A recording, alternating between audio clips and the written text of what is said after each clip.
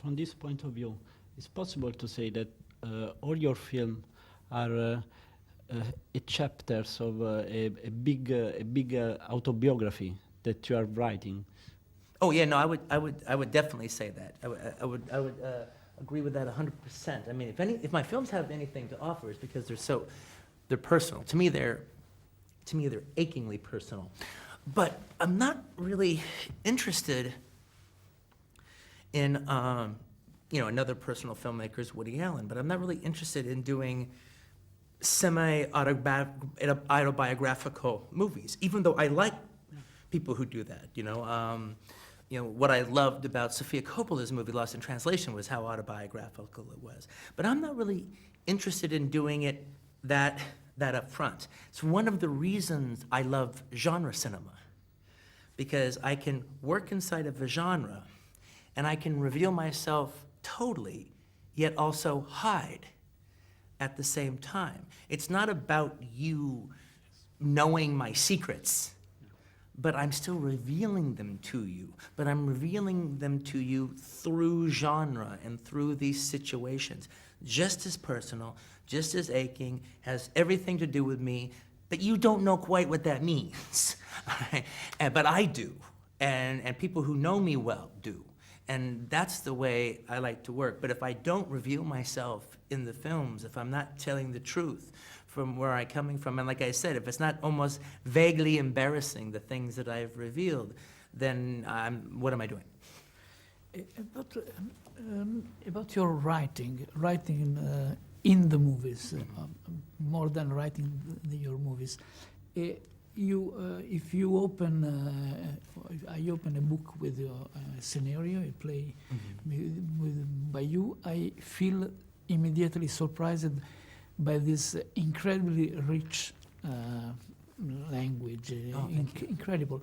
And I wonder if this too is something that you didn't study to write. Yeah. It's something that another time it appears to me to be something like a product of cinema itself. You have this glorious feeling of when you feel you were young, or we were young, boy, hearing these voices bigger than life. Even it was images. The word were images, and that's what is most surprising in your cinema. It's not a cinema of a cinephile who make it, who are aptly, not scholarship. It's really beyond that. What's about this? When you realize this power of words as images, not words to be translated in images. Yes, exactly. Yes, it's it's funny because look, I think the reason that I was lucky enough to discover my facility with dialogue, and like you said, it kind of goes beyond just having a facility with dialogue. It's like the reason for being. It is a true audio-visual experience. And I never studied writing. I never went to a writing class or anything. But what I did do is I did study acting. And most of the adjectives I use when it comes to what I do, I don't use writer's adjectives. I use acting adjectives. When I do write these characters, they are moment by moment. I get lost in the characters the way an actor can get lost in a character. And truthfully, if I'm working well, I'm doing very little. Me, Quentin, is doing very little. I get the character, I know who the characters are, I am the characters, and I get them talking to each other. And then from that point on, they're doing it. And I'm like a reporter. I'm jotting it down. And they literally have the conversation themselves. And I think I know where they're going, and I think I know where I want them to go, but they go their own way, and they're always right. It's like I use an analogy that, I'm writing a piece, and I want I have this character here, and I want him to go to the bottle. That's the end result of the scene. All right, and I'm writing, but he doesn't go to the bottle. you know, he goes to the camera. And then he hangs out in the camera for a while, and then he goes to my shoulder. And then he goes to my knee. And then maybe then, that's why the scenes are so long, maybe after hanging out on my knee for a while, then he goes to the bottle.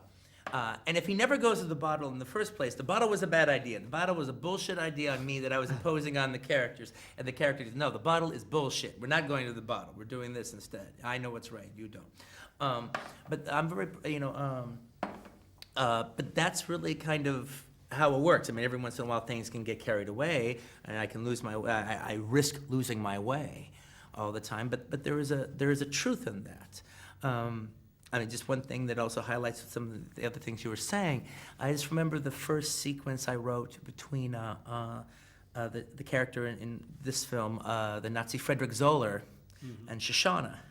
And she's putting the letters on the marquee, and he comes up and asks about the Max Linder Festival, and they talk about the White Hell of Pitzbaloo, and the blah, blah, blah, and Linder versus Chaplin, and then the scene's over with. I didn't know I was necessarily going to write about that, all right? And when I finished the scene, I was like, I put the pen down and just, Jesus Christ, I go to make my World War II movie and just, I can't help it. It ends up becoming a love letter about cinema. A Nazi and a Jewish refugee are arguing about Linder versus Chaplin. L'attrezzatura per girare che è in soffitta funziona ancora. So che la macchina da presa funziona, ma il magnetofono? Funziona benissimo.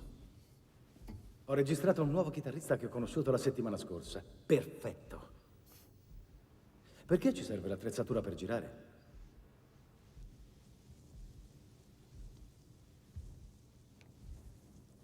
Perché Marcel, mio adorato, noi faremo un film riservato ai nazisti.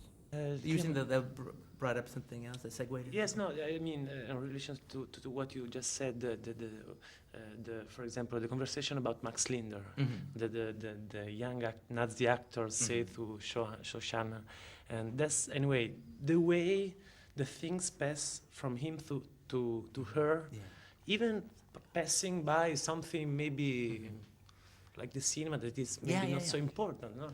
Yeah, but the marquee is beautiful. Yeah, is that, you know, no, very much so. I mean, and there's also this aspect that, you know, the fact that, you know, she runs a cinema and he's a cinephile. Yeah. Just those facts alone, and I guess because it's me writing it, it suggests that they could fall in love, that they could be with each other. If it were any other time, if it were any other time in that century, they could have been together. But because this is the one time in that century, they can't be together.